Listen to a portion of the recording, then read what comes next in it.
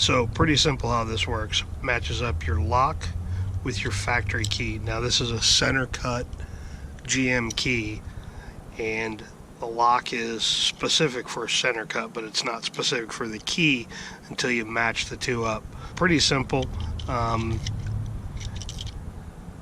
Peel off the sticker on the underside of it.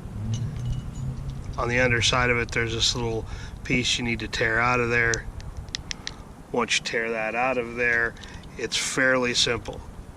Insert the key, your key, into this lock. Once it's inserted, then rotate this around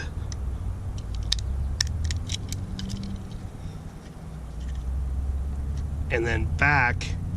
And then once you remove it, now this key is matched up to this lock.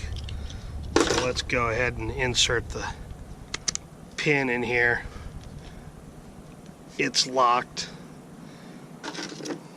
Now to unlock it, insert your key, turn it, comes apart, and you're ready. Now your key is matched to this lock. Locked, unlocked, and you're ready to roll down the road. Very cool, very simple, very awesome. Bolt lock. Your key matches this lock. Awesome.